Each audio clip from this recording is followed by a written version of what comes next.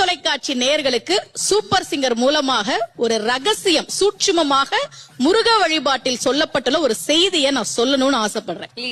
கந்த சஷ்டி கவசத்துல ஒரு வரி வருது, ஒரு நாள் 36 கொண்டு. அதாவது கந்த சஷ்டி கவசத்தை ஒரு நாளைக்கு 36 முறை படிக்கணுமா. படிச்சா 7 மணி நேரம் ஆகும். நான் படிச்சிருக்கேன். ஆனா கலியுகத்துல கந்த சஷ்டி கவசத்தை ஒரு நாளைக்கு 36 முறை படிக்கிறதுக்கு நேரம் இருக்காதுன்னு தான் அதுலயே சூட்சுமமாக ரகசியமாக ஒரு விஷயம் சொல்லப்பட்டிருக்கு.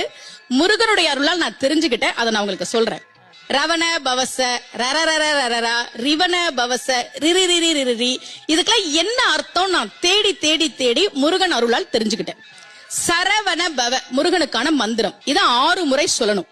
இப்ப சாவ தூக்கி பின்னாடி போட்டீங்கன்னா ரவண பவச, அத 6 முறை சொல்லணும். இப்ப ராவ தூக்கி பின்னாடி போட்டா வனப வசர, வாவ தூக்கி பின்னாடி போட்டா நபவ சரவ, இப்ப நாவ தூக்கி பின்னாடி போட்டா பவ சரவண, பாவ தூக்கி பின்னாடி போட்டா வசர வனப.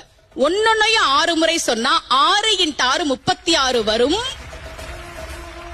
இப்படி சொன்னால் 5 நிமிஷத்துல சொல்லிடலாம். கந்த சஷ்டி கவசத்தை 36 முறை சொன்ன பலன் கிடைக்கும்.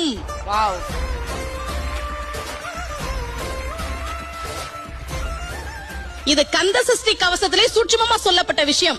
விஜய் தொலைக்காட்சி மூலமாக உலகெங்கும் இருக்கக்கூடிய முருக பக்தர்களுக்கு இந்த செய்தி போய் சேரணும் அப்படின்றதுக்காக நான் இதை தெரியப்படுத்துறேன்.